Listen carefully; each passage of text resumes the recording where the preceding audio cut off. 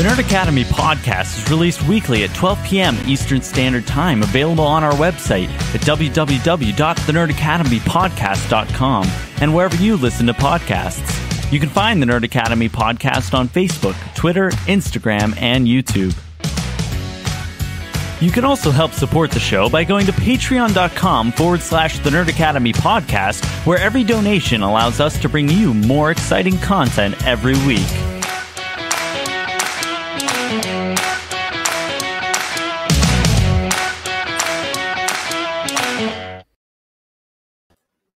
Good morning, class, and welcome back to the Nerd Academy Podcast, your source for nerddom news and commentary.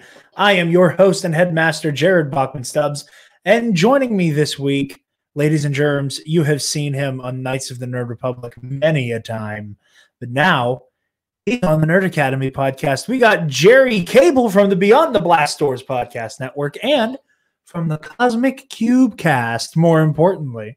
Thank you. That's the first time I think anyone's ever just dropped that as one of my credits, and that's and it's I'm feeling the imposter syndrome for even describing them as credits. But thank you. I'm excited to finally make my TNAP, my Nerd Academy, my main. This is the flagship, right? I'm making the flagship premiere here. Yeah, we refer to it as the main show, even though I would like to think all the shows are equal parts part of the network. But Absolutely. This is the one the network's named after. Right. Well, yes, that tends to be the one that tends to be the creme of the creme. And so I'm truly honored to be here with you tonight, and again to be here with all you lovely students out there. Yes, I guess you could call me the Van Wilder of Nerd Academy, maybe. I don't know. Who knows? I dig it. Before we get started and jump into the news, my friend, where can the lovely people find you and all the work that you do? Well, as you said, you can find me every Thursday on the Bombadcast, part of the Beyond the Blast Doors network. And that's on YouTube.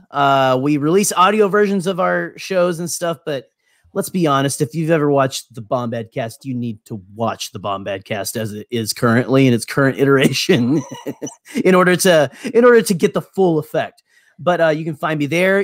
You can find me whenever I get time to record episodes, doing the Cosmic Cubecast. We're in a little mini hiatus right now, but we're about to come back strong because there's a lot of stuff happening that we're going to talk about later going on in the Marvel Universe. And then, if you just want to chat with me on Twitter, then follow me at the Canon Junkie.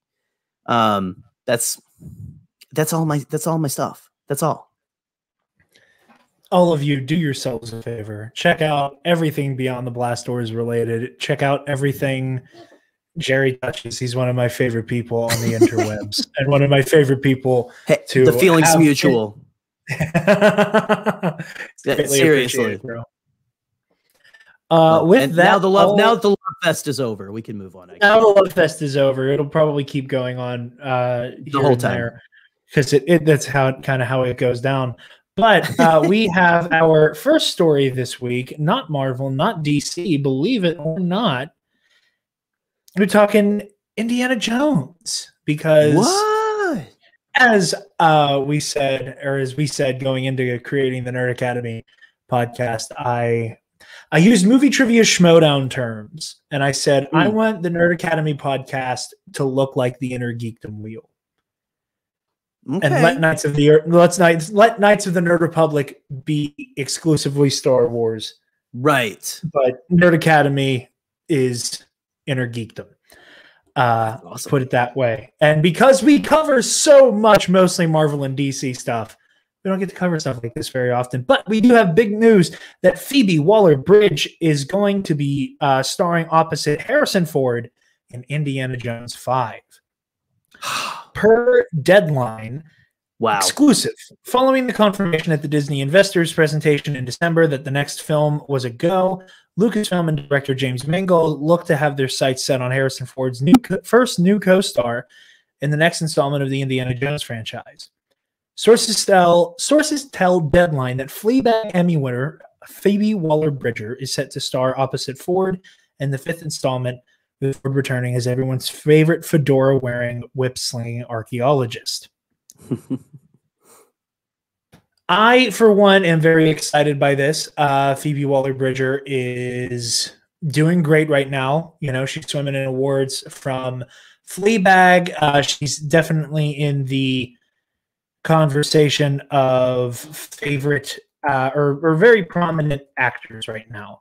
So right. I think this is a great pick. I'm very much looking forward to seeing what the nature of her character is in Indy 5. Gerry, thoughts?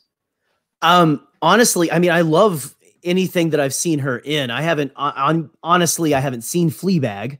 But of course, if you can't tell by my t-shirt, if you're watching this, not listening, I have a Star Wars t-shirt on, and I mean, I have Star Wars posters galore behind me right now.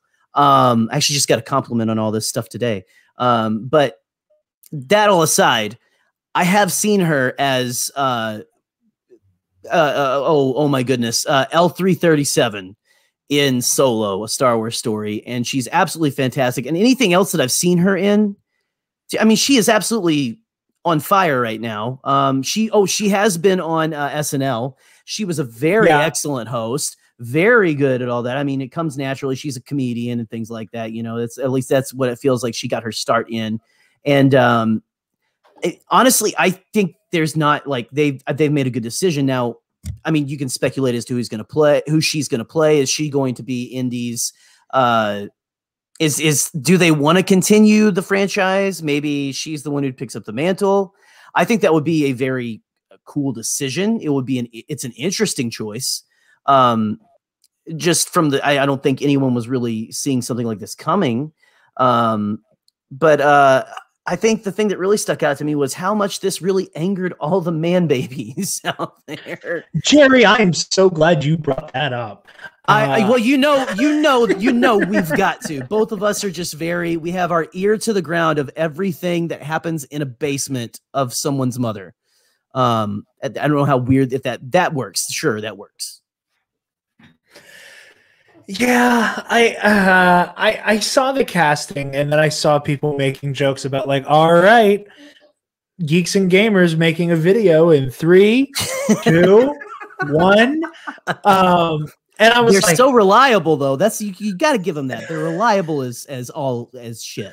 You know.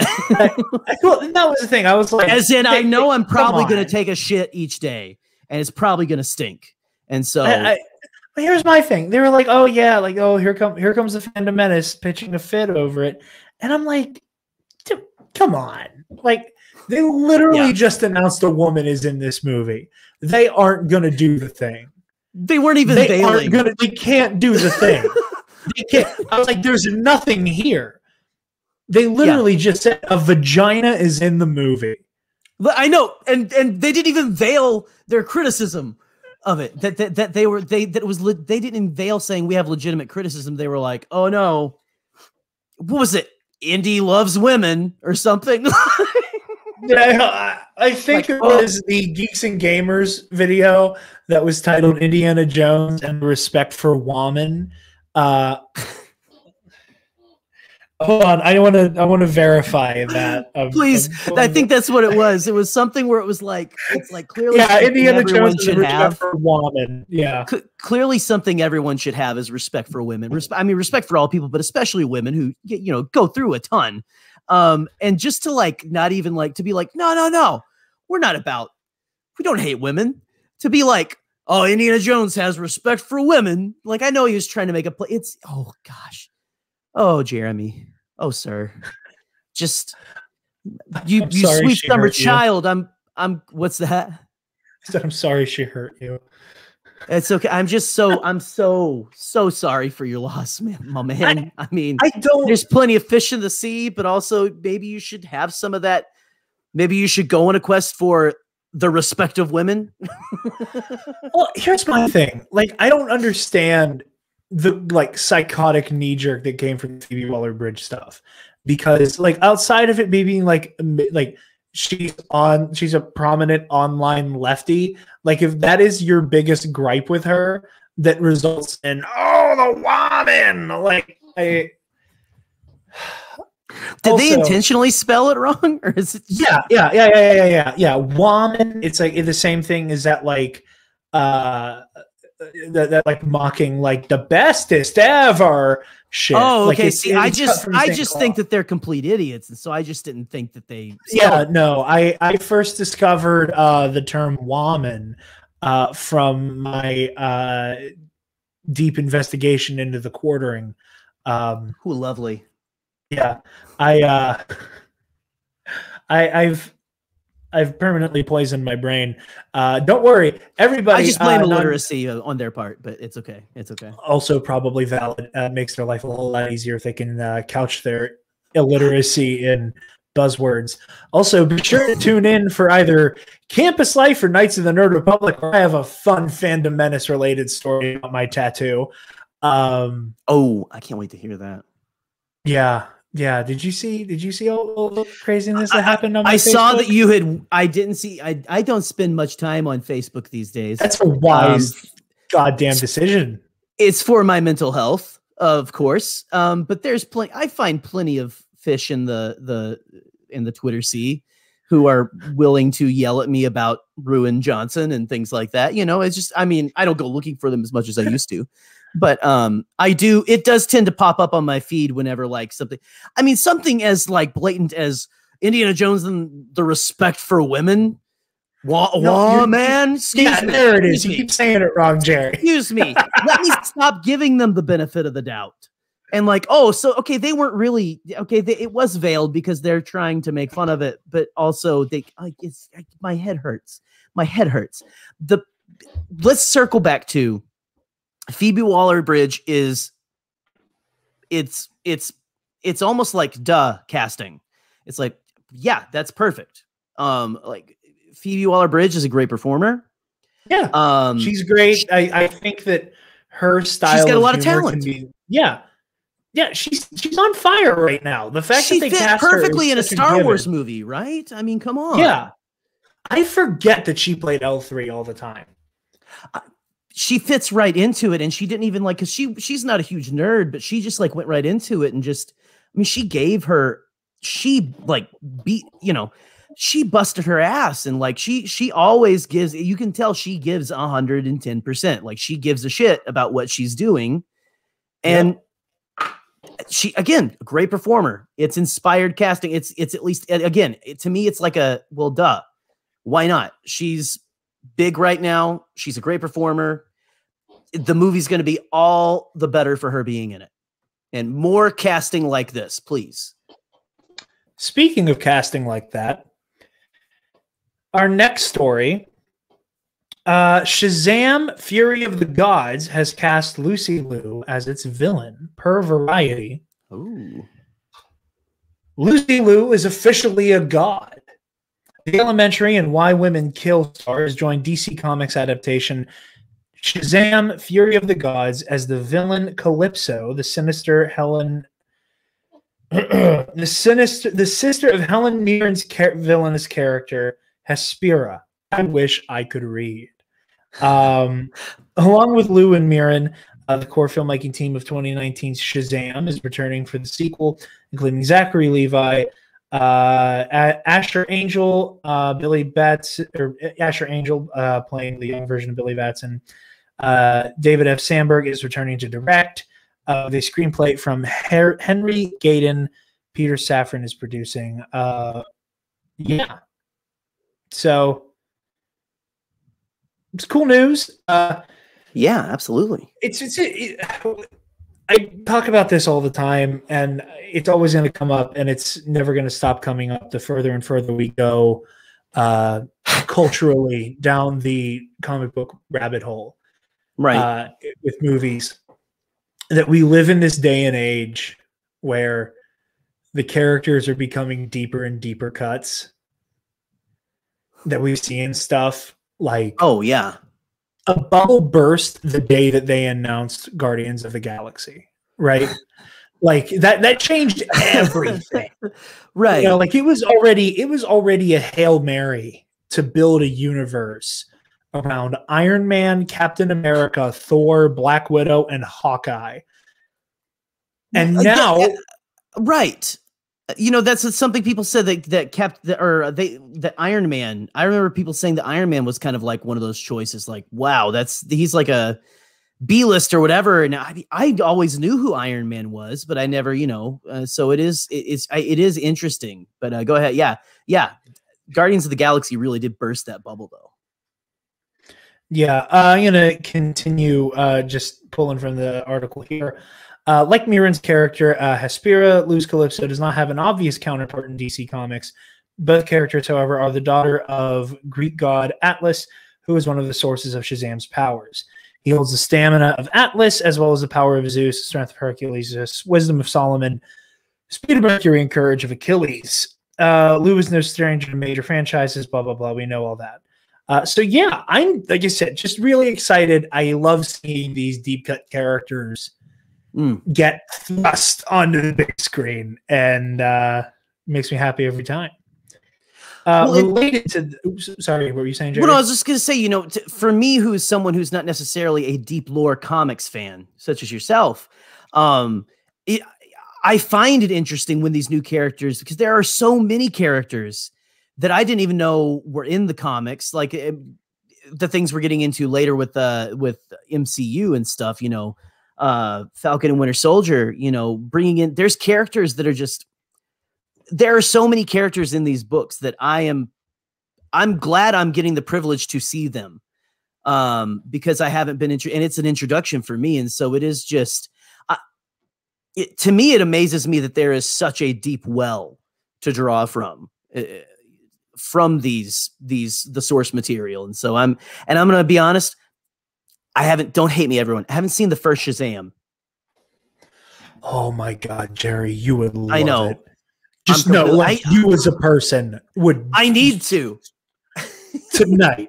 Like when this call is over, you owe it to yourself to watch Shazam. I'm gonna have to. It might be later on in the week, but you know what? I'm gonna do it. I've got HBO. I've got HBO Max. I'm gonna have to bite that bullet soon. I actually finally watched what do you call Birds of Prey, and that was fantastic. It's so good. It is so good. Let's not get into it. And I by the way, RIP breakfast sandwiches, because I am a Harley Quinn when it comes to those. And I just fell more in love with the character, with the way she was talking about the breakfast sandwich. Anyway.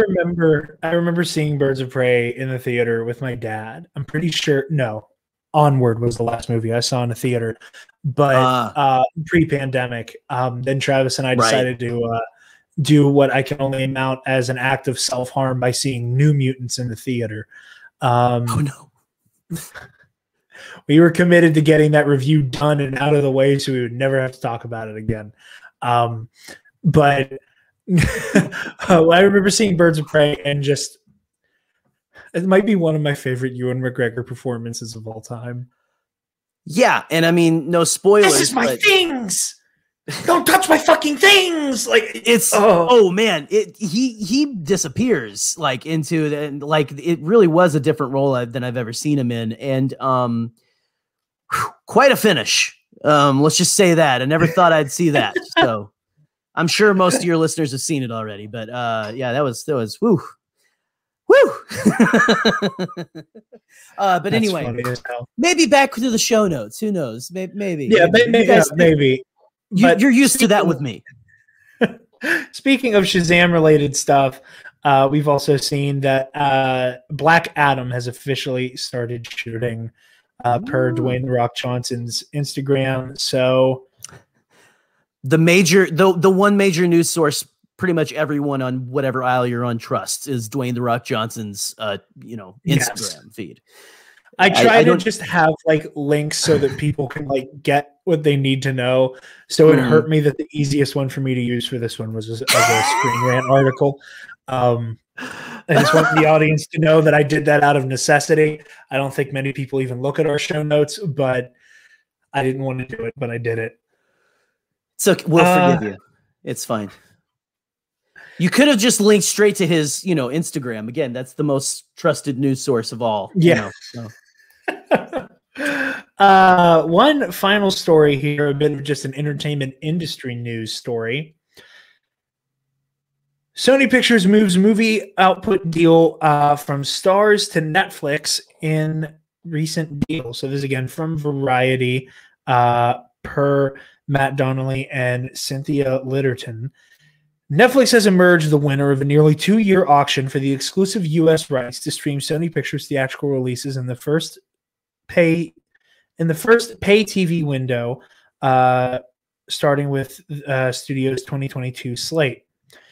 Netflix also gets a first look agreement with Sony for all of the studio's original movies produced for the direct-to-streaming market. That deal also requires Netflix to commit a certain number of titles from the studio, but it doesn't stop from Sony from selling direct-to-streaming titles to Netflix's rivals. In that case, however, Netflix would have to pay or would have to pass on the project for Sony to be able to sell to another streamer. As part of the pact, Netflix will license an unspecified number of older titles from Sony's movie vault. Sony Pictures' primary pay TV partner has been Starz, now owned by Lionsgate since 2006.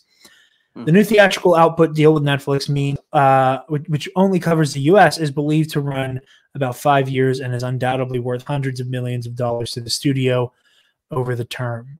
Industry sources say Sony executives are working on another significant theatrical movie license pact outside the Netflix agreement.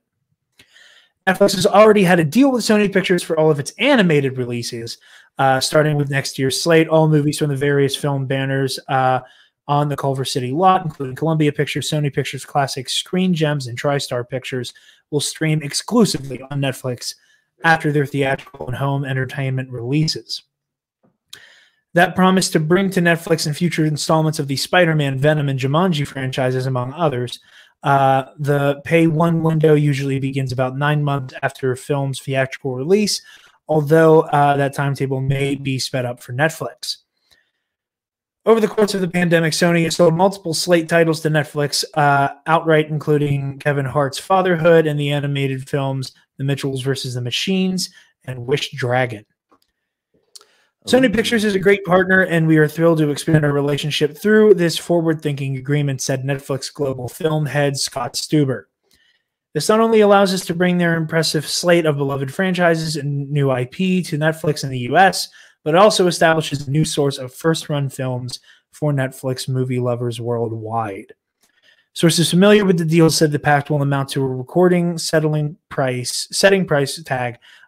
Sorry, I wish I could read. Sources familiar with the deal say the pact will amount to a recording setting price tag for a pay one window agreement. The deal is said to be structured in a relatively traditional form, with that fee that Netflix pays for each title determined on a sliding scale by each title's domestic or worldwide box office haul. Pay one deals have been extremely lucrative and vital sources of revenue for legacy film studios, but they're an endangered species in Hollywood's deal economy, as media conglomerates keep more content in-house to feed new streaming platforms. Shops like Warner Media and Disney are directing their film libraries exclusively to services like HBO Max and Disney Plus and Hulu, respectively. So, yeah, really big deal between Netflix and Sony. Looks like we are not getting Spider-Man Far From Home or Spider-Man Homecoming on Disney Plus anytime soon. No, but I don't have a Starz account, and I do have a Netflix account. So, but I mean, weren't we like this close to Disney having Sony as well? Like at least the Spider-Man rights. So right now they're still sharing it because pretty much I don't think a day is ever going to come where Sony gives it up. I think that the deal that Disney and Sony reached has guaranteed that Sony is going to always own Spider-Man. Right.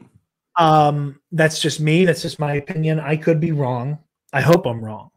But as long as they let him be in the MCU still, I love that iteration. I think I'm not alone. I think that a lot of people, I think a lot of us agree that it's one of the best representations of Spider-Man we've ever had. I'm right there with you. He is my favorite live action version of Spidey. Mine too. I've been a Tobey guy for a long time too. So, well, and again, I think it's interesting. I think it's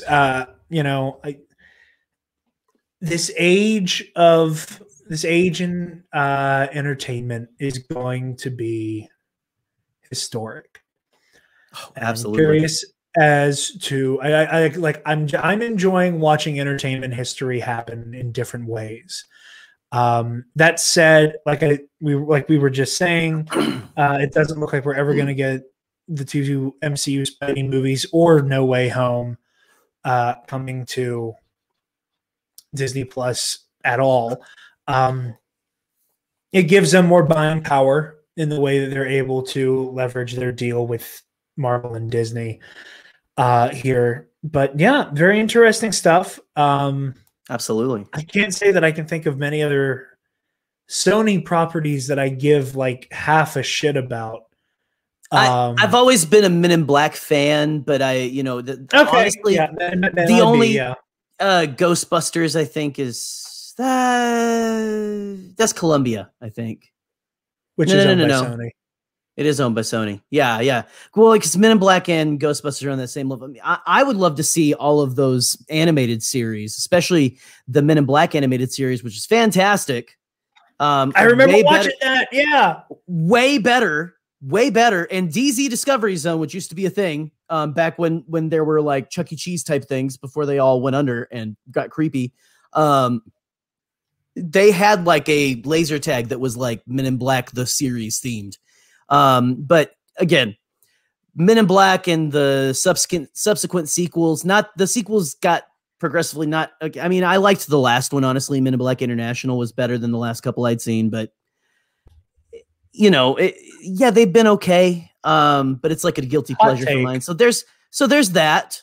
I enjoy them, but I know it's not everyone's cup of tea. And also, so my hot take is, look, kids, you thought you could get rid of your Netflix subscription, but they're proving again that you're just going to have to hold on to that one. You can't keep, nobody puts Netflix in the corner. I think is what this says. Honestly, they are, as they've always been, a conglomerate. They are one of the big powers in media and entertainment. Like you were saying, we are witnessing history. Yeah, and again, like everybody is kind of going to their respective corners. WB has sucked in and staked its claim to anything that has Bugs Bunny chewing a carrot at the beginning of it. Absolutely. Disney is able. I love how Disney's very upfront. Like it's in its homepage. It's like, okay, what are you here for? Marvel? You're here for Marvel? Here's all your Marvel. Oh, Star Wars? Oh, there you go. Like they know. they know what you're here for. Oh my goodness. So it's very interesting. And now that all of the big players are getting in on streaming, it's interesting to see what the granddaddy of streaming is going to do. So this is an interesting move, and I look forward to seeing where it goes. It is amazing. You say granddaddy, it is absolutely true. Like Netflix has been, they were mailing DVDs to people. Come on. Like that's what it was back in the day. And here we are. It's still a major player. Like I think I remember other video services, like services that would mail discs to people. Netflix has proven the test of time. And so and again, we are seeing, like you're saying, the landscape of entertainment moving to more streaming and home releases, especially even for films that also have theatrical releases. That's been an interesting thing from the COVID crisis that we have here. The whole COVID era here is really, it is a massive shift in entertainment. And hey, man, just make sure you're giving money to vote with your dollar. Give your dollars to the stuff you want to watch. That's all I can say. With that, I think that is all we have on the front of news. So we're going to move on to the good stuff.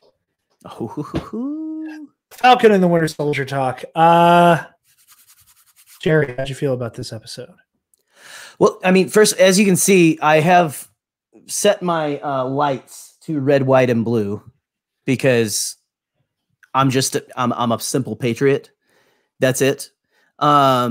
You know, and yeah, you've got the shield up there. You know, I don't have anything quite so. I need to get some. I don't have much Marvel memorabilia or anything like that. I need to get something. That shield is fantastic. You've got the gauntlet and all that kind of stuff. Not that I don't have any love. I think Marvel is one of my favorite franchises besides Star Wars right now. What does it say? Does it say you should have gone for the head or something? No, I just did the noises of it turning on and oh, it's the I thought I heard like oh snap. Yeah, it makes I mean, don't noises. snap. That was completely unintentional. Whoa! Wait, what do you mean? Oh You don't my want me to gosh. snap?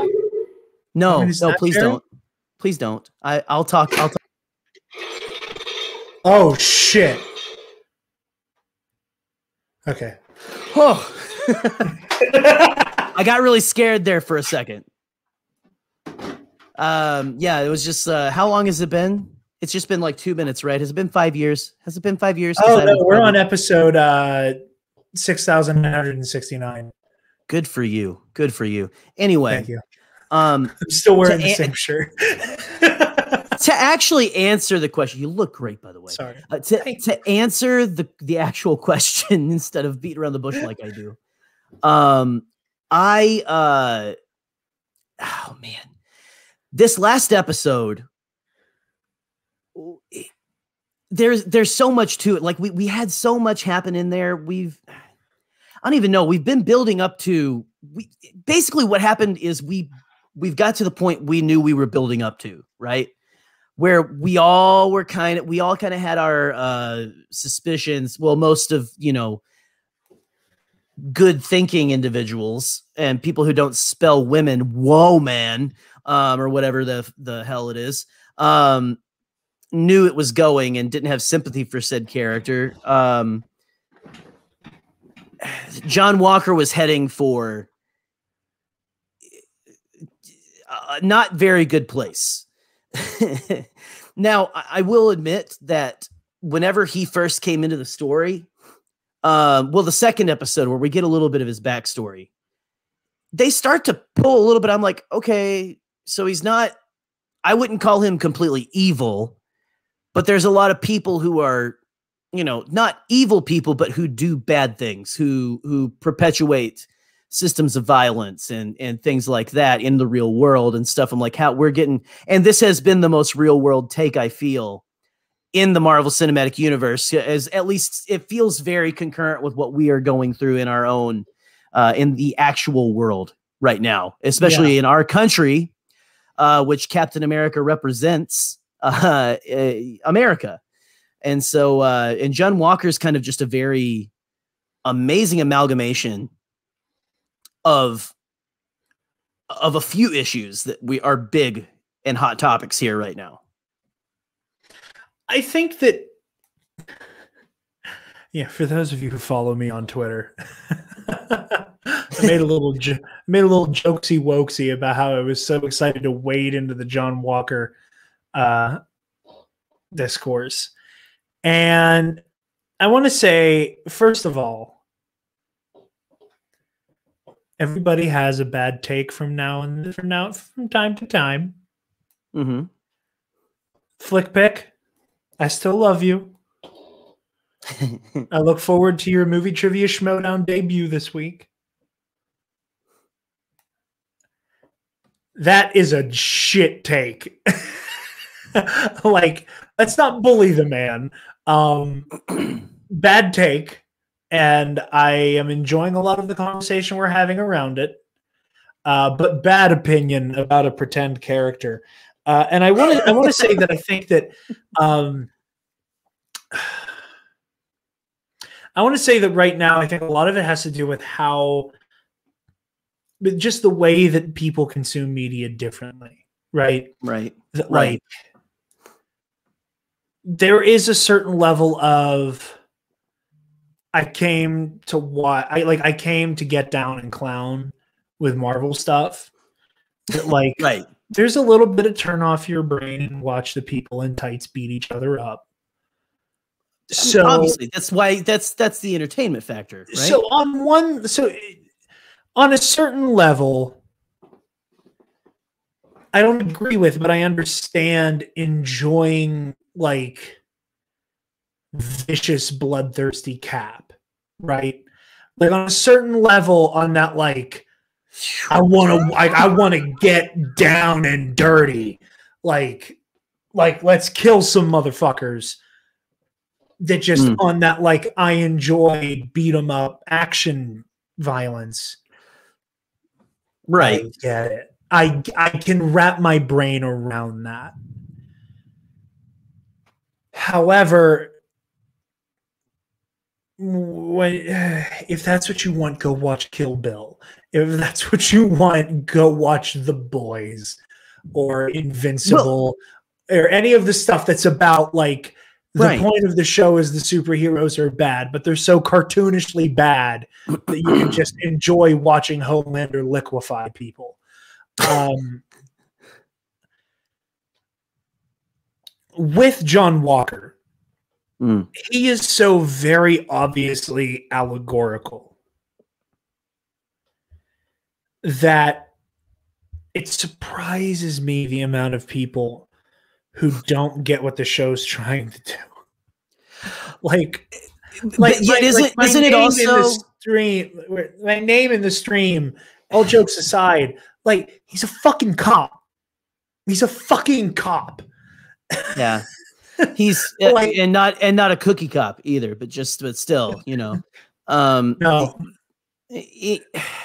Yeah. He is and honestly, I think it is people taking it that way, I think it proves the sentiment that it does exist, that there is that I'm going to look the other way because this person's got authority and I'm going to assume he's justified because he's got a uniform or, you know, he represents there's that whole to me, it really kind of it almost proves that it is it's frustrating that they don't get that it's saying you shouldn't be like this. But to me, it proves that it is a very real and good, I don't know, maybe me reaching. It proves that it's a valid point and that there is a problem, I guess, which maybe isn't now upon saying it, it's not a good thing. And so and here's another thing. I wasn't trying to make it sound like a good thing either. Just say. I know what you mean. Yeah. I also think that there's something really interesting with the whole like sympathizing with John Walker argument and conversation that like I haven't seen anybody sympathizing with him per se. I will say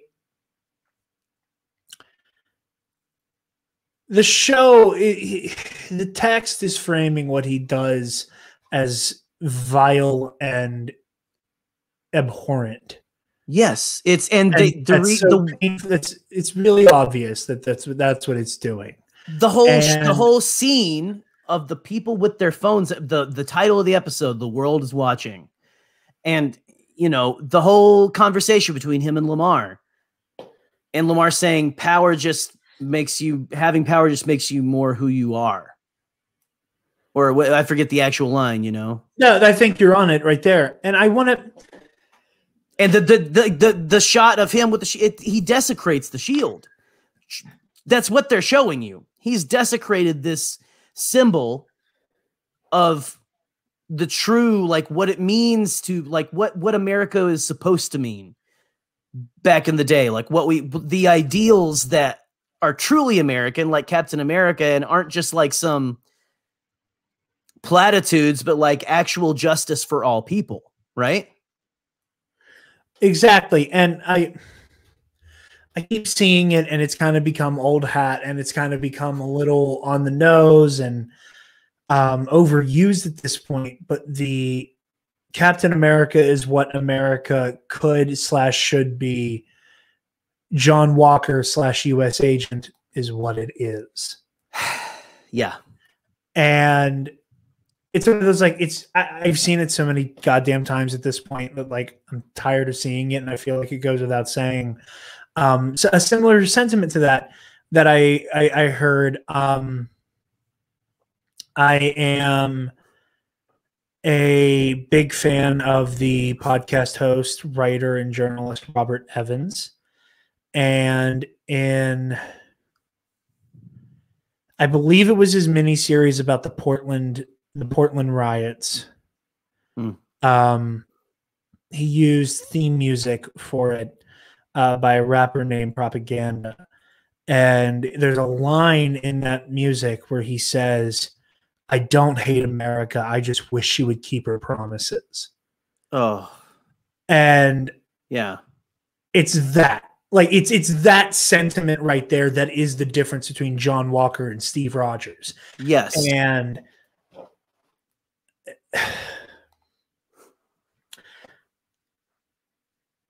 I understand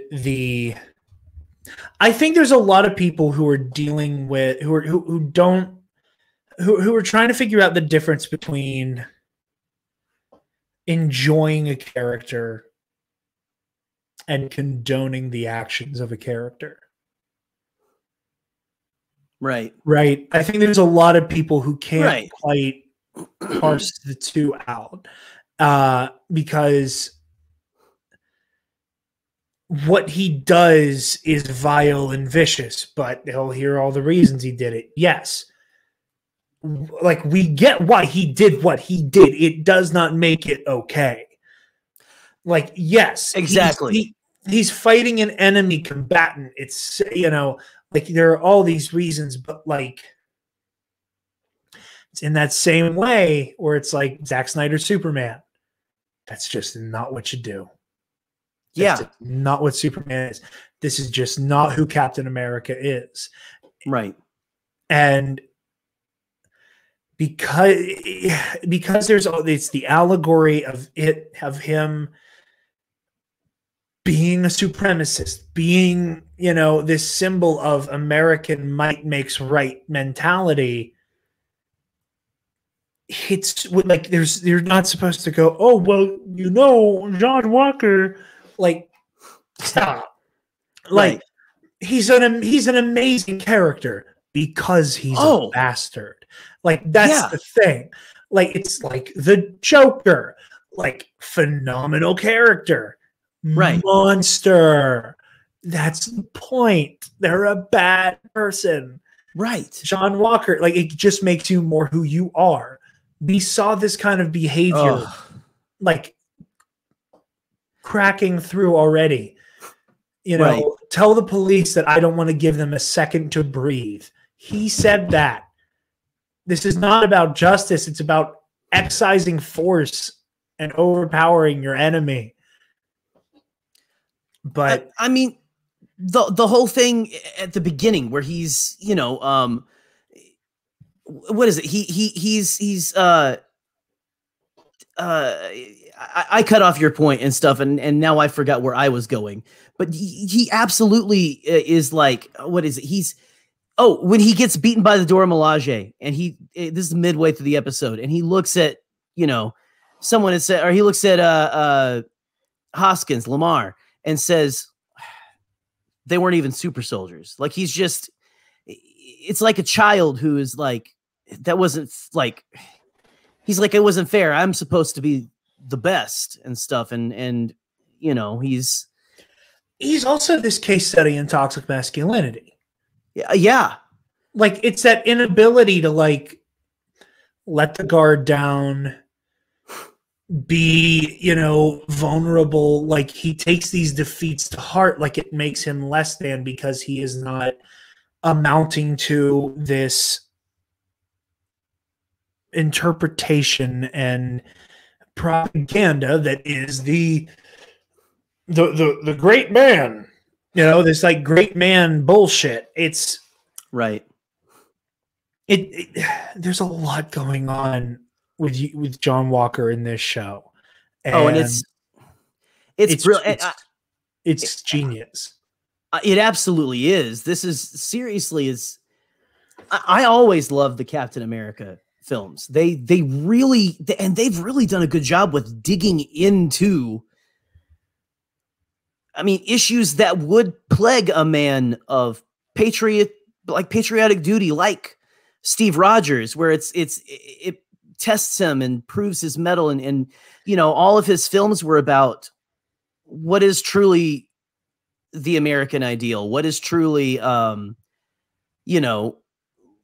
where do I compromise the beliefs of what I believe we should be and stuff, and where I don't know, where does the reality actually fall with Winter Soldier, where I don't know.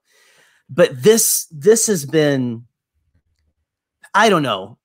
We can talk till we're blue in the face about John Walker and his horrible deeds. And here's what I will say. And here is where I understand sympathy for John Walker. And here's where I will even say I do almost sympathize with him.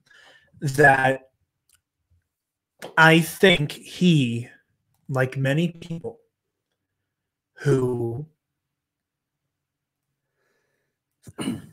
have served, be it overseas or as a police officer, that they have their hearts in the right place. Absolutely. Yeah. But that does not change the fundamentally broken and poisoned systems that they want to be a part of. And that there comes a point where to do your job as a RIT, you must make morally bankrupt decisions. And I love that Zemo has the line, you cannot want to be a superpowered being and not have some type of supremacist ideals. Like that, that's the point of Superman exists because two Jewish writers wanted to reclaim the concept of the Ubermensch. Right. Like so many superheroes are born of Jewish writers during the 30s and 40s. Absolutely. And the way that so much of that gets lost in the supremacist ideals thing is, there's a lot of conversation to be had there. I also like the fact, and I saw this on the interwebs as well, that, we're talking about sympathy for Walker, sympathy for Walker, sympathy for Walker, sympathy for Walker, and sympathy for Z, and talking like, well, what about everyone who's like fawning over Baron von Zemo? Because like the same guy who's like, oh yes, he's right about supremacist ideals, same motherfucker is comparing the Flag Smashers to the Nazis. Yeah. So like, Zemo's a rat bastard too. Yeah. And there's a and apparently more privileged than we thought he was too. So yeah. And real quick, I am going to make a note that, here-ish, I'm going to play a clip in post from a TikTok I saw from Straw Hat Goofy. If I'm able to find it again, I may not be able to. I might be lying about that TikTok, but I will be sharing it with the Nerd Academy Twitter at the very least if I do find it after I have to get this episode posted. But check out his TikTok. If you're on TikTok, go find Straw Hat Goofy. He's doing a lot of good coverage on this show, and he has a lot of great points that he makes about the John Walker stuff in particular. Aside from that element of the discourse, this episode is incredible and probably my favorite so far. Oh yeah, the Dora Milaje fight was so well choreographed. Oh, I loved them showing up. I love that. And him, like, John, I mean, not to bring it back to John Walker, but John Walker versus the Dora Milaje, absolutely inspired. John. And it's, yeah. It was like, yeah, you know, looking straight. Yeah, looking strong, John. I was about to bring that up, actually. Like, I love Bucky he does not like him. And he knows. No. He's like, I got his number. And this man is 100 years old. He, like, you know, I mean, he knows who this guy is. And he's like, I know who he is. I know his number. And he's like, I'm not going to help him because he's like, he asked for it.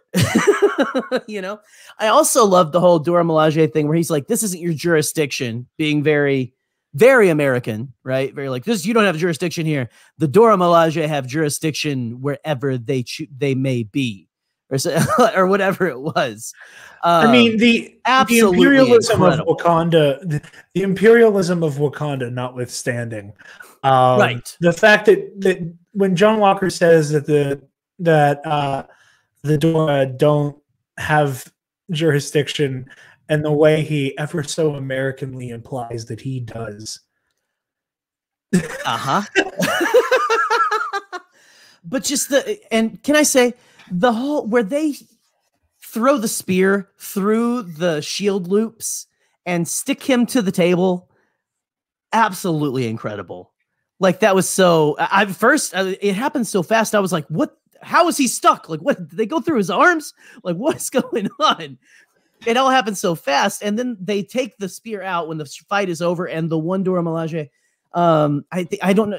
I think she's unnamed in the scene or whatever. It's just a Dora Milaje warrior. She hits the shield with her foot like a skateboard and does the whole Steve Rogers thing where it hits her arm. And I'm like, that is. I think that was Io. I think that was like. Was that Io leading that company? I think it was. Oh. It all happened so fast. I can't keep track of it. It's so quick. No. Because Io shuts Bucky's arm off. Right. Well, so she takes the arm off, and the other one gets it, and I just watched her over. Yeah, she comes and takes it from that warrior and stuff, and tells her to leave it and stuff. That they don't need it. And, I'm thinking that Io is the one that has the big moment, but she has the like. She has the moment with Bucky where Bucky is like, "What?" Which. How heartbreaking is that for him that he realized that like the people of Wakanda were always still kind of like he could fly off the handle. I mean, we're gonna make it's frustrating. There are things I saw people say like there's a take where they're like, oh, that's like terrible of them. I'm like, well, I don't think it's that bad, but I understand it. I felt Bucky's betrayal. And I think that's okay for him to feel because he's like, Bucky is a fragile character right now. Yeah. I mean, the scene where Io and him she's saying the trigger words to basically activate him as the Winter Soldier, and they don't work. And can we talk about Sebastian Stan's acting in that moment? Just the relief and the sorrow, him going back to every terrible thing he's done. In that moment, the fear, it's all palpable. I'm going to cry thinking about it just because that character has been on such a journey. Talk about a journey, right? Yeah. Like to take him from Steve's best friend to he's this character that he's a bad guy and then we don't know if we can trust him. And, to bring him to this point was just, I felt the betrayal and pain a little bit, but at the same time, it was also kind of cool that she was just like, bip, bip, bip, and your arm's gone, It's that whole moment. It's just so well choreographed and the whole thing, when you look at the way Zemo is standing there when the fight starts too, he's just like, I'm just getting a drink. And then I'm going to sashay off to the bathroom and sneak through the sewers. Yeah. I'm going to use my Chapo hole. Yeah. Oh my gosh. This was a fantastic episode. That fight's incredible. I also love with the scene with Bucky and Wakanda, the way that it says 6 years ago, and that it's like, okay, everybody, time to do some basic math. 6 years ago means this happened right before Thanos and the Black Order invaded the Earth. Mm-hmm. So Bucky got only a little bit of time between Thanos' army arriving and then dying for 5 years and then coming back to a world that had completely moved on. Now, also remember Bucky's line when they bring him the arm. Where's he's the fight? Just like, where's the fight? Yeah. Like, he just knows. He's like, well, y'all aren't giving me a new arm just because it's Christmas. Like, yeah. It's like something's coming. So, okay. I need what is to be it? able to fight. It's Bucky Barnes is becoming one of my favorite characters in the MCU right now.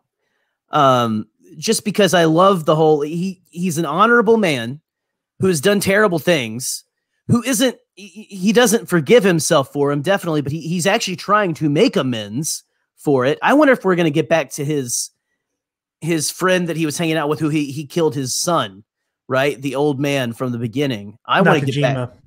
Mr. Nakajima. I want to get back to that storyline. I want to see how that. I would have been fine if this whole story was him like dealing with that. But I have to say, I do love what we've been getting. Bucky's a tragic character. But he also, it's cool to see him healing.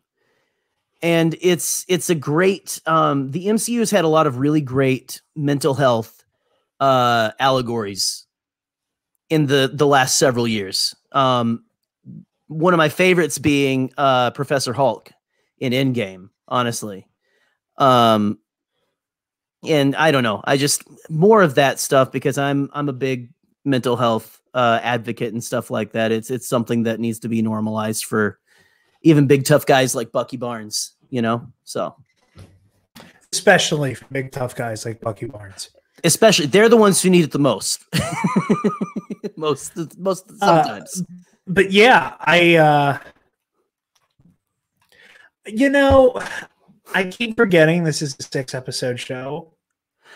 Yeah, we're coming right up on it, man. We're on our penultimate episode this week, and I gotta be honest, really upset that is. I feel like that's all we're going to see of Isaiah Bradley.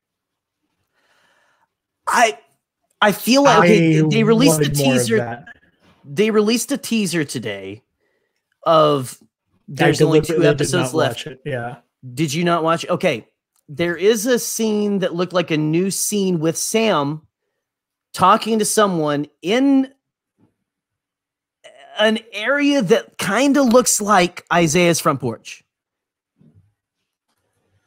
I'll take it. I don't know. I think he's going to come back in. And I sure hope he does. We haven't got to say much about this yet, but they did a good job, especially in this episode, of showing why Steve chose Sam. Sam is the one who needs that shield. He's the one. We still haven't got that training montage of him, and maybe they take it from maybe that's next episode. They take it from John and go, no. They're absolutely taking it from Captain America. That's happening. I love you. That's fantastic. I mean, it's cop and parade uniform Captain America. It truly is. But we have to praise how good that Sam is being. I mean, Sam really is being put forward as this is the man who truly deserves this. This is the man who needs it. Bucky is accepting it.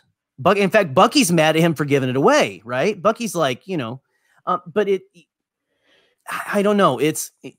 He's not Steve Rogers, but he's not unlike Steve Rogers. He is worthy of the shield and stuff. He's a worthy man. He's a man who will stand up for what's right.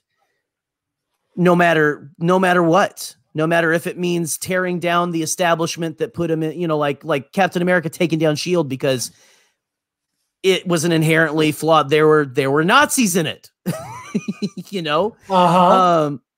standing up for what you believe in, no matter what, no matter if it's the hard thing, if it's even when it's not easy, is what I'm trying to say. And Sam is proving to me, he wants to do that in wanting to reach out to, I'm blanking on her name, Aaron Kellyman's character's name. Sharon Flag Carter? Smasher leader. Flag Smasher leader. Carly Morgenthau. Carly Morgenthau, right. He wants to reach out to her because he can see she's not wanting to. He knows he believes in what she's doing and stuff. You know, he knows, he's like, yeah, you're right. There is something, but we need to, the way we choose to fight. It's like, what is it? That's like a Yoda thing, right? Or like a Kanan thing. The way Jedi choose to fight matters. I'm going back to Star Wars, but that's the thing. It's like the way that you choose to fight, not that you shouldn't, like, you know, I mean, sometimes you got to do what you got to do, right?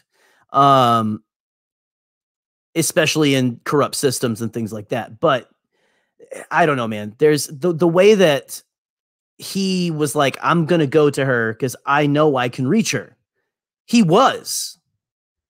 And I just have to say, Sam really shone in this episode to me. It was very, you know, you have that mixed with the opposite, the funhouse mirror that is John Walker. And he even has that scene where he looks in the scratched up mirror. I mean, they're telegraphing it at this point. Yeah, there's another really interesting decision that I think Wyatt Russell makes as an actor. That, like, the more and more he's like starting to snap, the more and more like fidgety and wiry he's getting.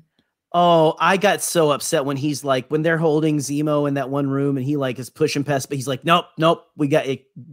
I gotta go. That was a moment where I'm like, don't go. You're ruining the whole thing. That's where I'm like, I don't know why people can be like, yeah, that's the right decision to make. He made the right decision in pushing past Bucky right there. You know what I mean? It's like, yeah, I just mean like his hands are twitching, his neck is twitching. He's doing these he's physically, he's putting a lot into this performance.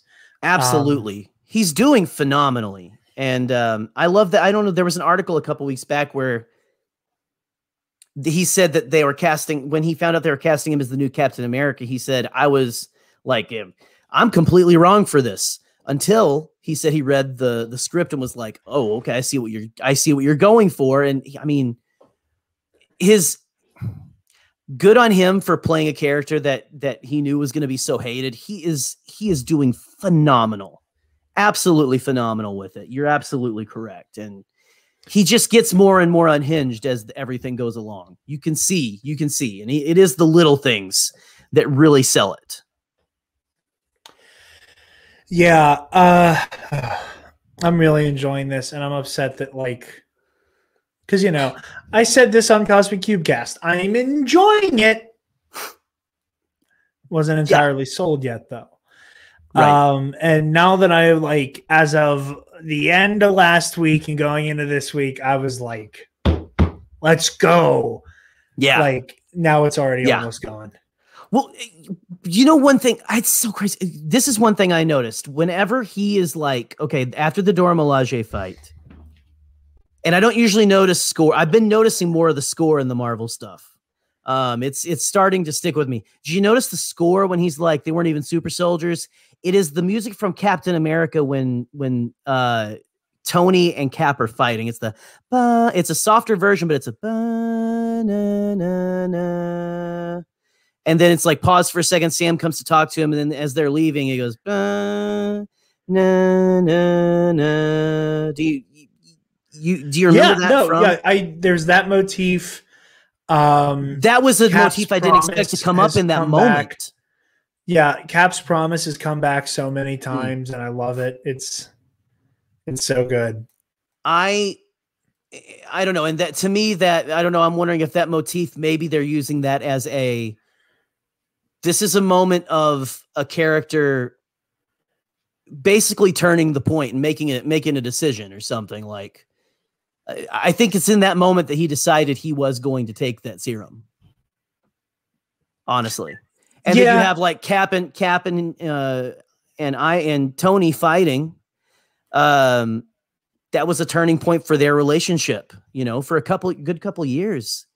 It was, maybe even like the death of one part of a character's life, No, I think that's exactly what it is.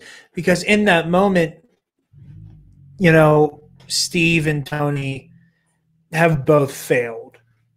Yeah. Like they both fell into Zemo's Captain trap. America. They fall into Zemo's trap, but like Steve has failed at his job. Tony has failed at his.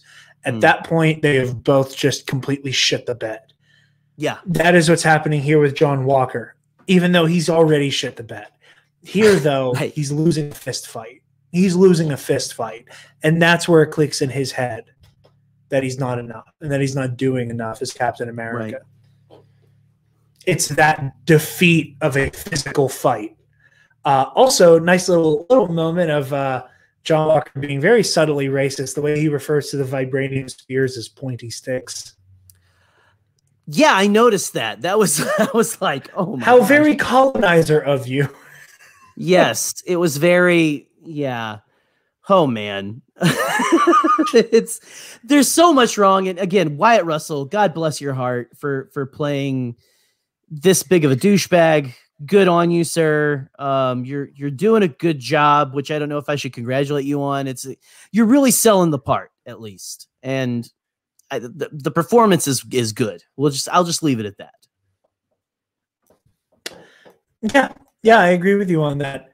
Very much looking forward to the next couple weeks of Falcon and the Winter Soldier while we still have it. But yeah. Well, ladies and germs, I think that is all we have for you this week. Gerry, one more time, let the lovely people know where they can find you. Hey guys, you can always find me every Thursday night around 8 o'clock Eastern, 9 Eastern on the Bombadcast on the Beyond the Blast Doors Network on YouTube. You can find me usually every other Wednesday putting out an episode of Cosmic Cubecast that will return very shortly. And of course, if you want to hear more of my off the hinge ramblings, follow me on Twitter at the Cannon Junkie. And Jarod, thanks again for letting me come on, buddy. I'm glad I finally gained enough clout to make it on the main show. I feel very honored. So thank you, sir. Joke's on you. It's not a clout thing. It's that I am followed by. It's that I have immediate access to way more Star Wars content creators than I do comic book ones. And the only other real comic book content creators I have access to are the lovely folks at Comic Book Cast, whom I pester constantly. So I was like, you know what? I'll leave Mitch and Armin alone for now. Hey, man. I'll gladly come on anytime. I'm working my way up to being more of a comic nerd. I really am. So I just got to find the local shop that is close enough to me that I can go there like every week and get my pull list, and then I'm set for life. So that's always the hardest part, is finding a good finding a shop nearby. But yes, thank you, Gerry. Like I said to everybody, check out all of his stuff. You're missing out if you don't. He's one of my favorite people on the internet. Whatever. Do yourselves a favor.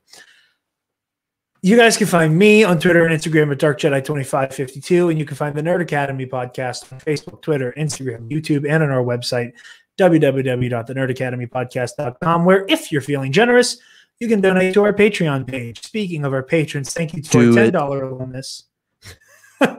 Thank you to our $10 alumnus, Case and Brion, the Waffle Wizard, Delta 9, and Zach Knaus. You guys help us make the content that we love to produce. $5 tier gets you access to our Star Wars Versus series. April's was Executor Cedrus versus the Grand Inquisitor. May is going to be Mara Jade versus Galen Merrick. Oh my goodness.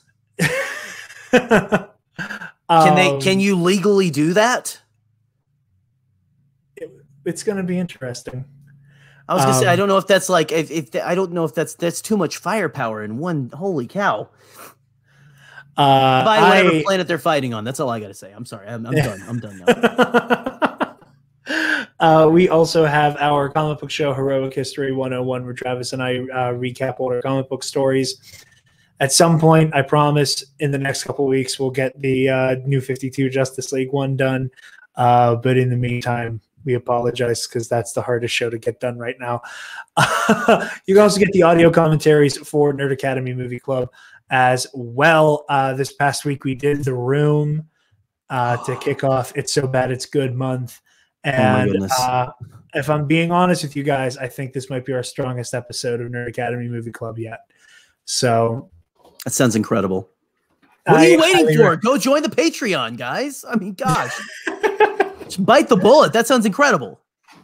Hey, to steal the Beyond the Blast Doors phrase, for a cheeseburger a month, you get three. You literally almost double the number of Nerd Academy content you get access to.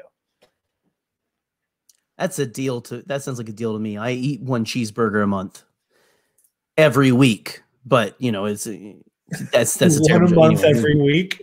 One a month every week. It makes no sense, but neither do I. It's like Sex Panther. 60% of the time, it works every time. Every time. It's got bits of real Panther in it, so you know it's good.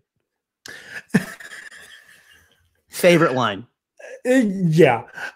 You guys can also check out the Nerd Academy Student Store. Go ahead and click the Student Store link on our website. It'll take you to our TeePublic. You can get all manner of Nerd Academy merch and goodies. Like, comment, subscribe, do the things. We are very honored that you all have joined us, and class dismissed.